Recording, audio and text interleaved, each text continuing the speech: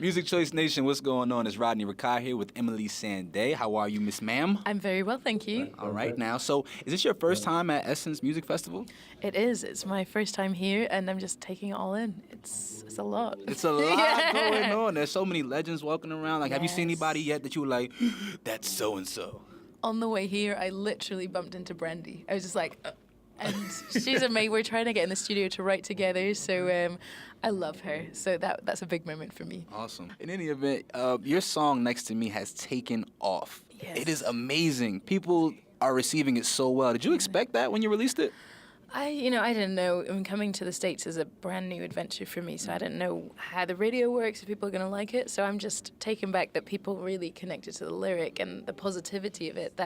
I love singing that song because you see people thinking of someone that's loyal in their life. Right. Do you think that the success of Next to Me is going to put a lot of pressure on you to have like a phenomenal project? Because that's a tough act to follow. Well, I try not to think about it. You want to go to the next level and you want to keep growing, but there's a reason for bringing out each song. You've got to make sure you love it. Hope other people love it, but I've announced today that My Kind of Love is my next single. Okay. So I pray that people really connect in the same way they have with Next to Me, but we'll see. I'm sure they will. You have like a really good energy about you that I think people connect with, even through the song. So cool. I think Thank your you. next single is going to be received just as well. Thank you. Now, you're from Scotland. Yes. You live in London now. Compare the music scenes from a soul standpoint in Scotland and London to the scene here in the US of A. Wow. In Scotland, it's kind of like I was, flying the flag by myself. I thought so. I didn't want to jump the gun and assume, but I thought so. And then you go to London, there's a bigger scene, and but over here is another level. To have a festival with thousands of people out to see soul music, to see black music is amazing. I've never seen that before. So it's you can't really compare the scenes. There's a scene in the UK, and we're developing.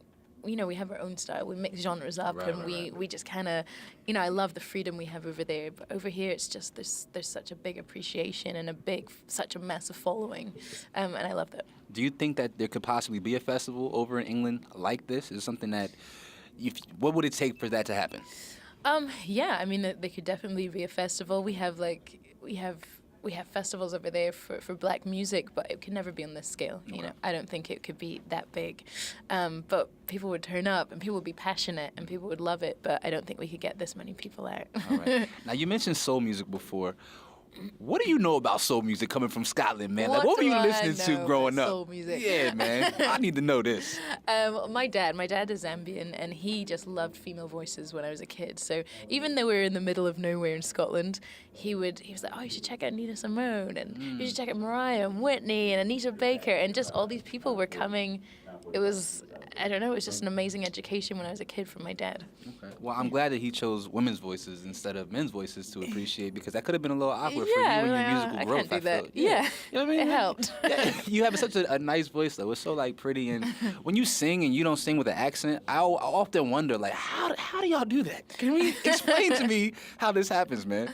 Well, when I speak, I don't know, people never know where I'm from, or it's a bit of a strange accent. So I guess when I'm singing, it's all very soft, and I don't have a strong Scottish accent or English accent. So I don't know, it just comes out like that. Okay. Lastly, how do you define soul music? How do I define soul music? Yes. Soul music is like the deepest. It's like a well. I don't know. It's like you're pulling up this bucket of water from a well, and as long as nobody touches it and it stays pure, that's soul music, I think. That was so pretty. Thank you. That was so good. That was so profound. I need to go where you've been at so I can get cultured like you, and I can start saying prophetic things like that. Thank you so much for your time. Thank you. I'm Rodney Rikai. This is Emeli Sandé, Essence Music Festival. Cheer. You can't get enough of the tracks that speak to you. And when you want your music now, you won't settle for anything less. That's why Music Choice Video on Demand has your favorite hip-hop and R&B videos ready and waiting for you.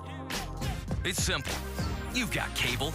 So get the crew together, grab your remote, and go to Music Choice On Demand, hip-hop and R&B to check out the hottest MCs and soulful R&B artists that move you. Best of all, it's free. MC, take back your music.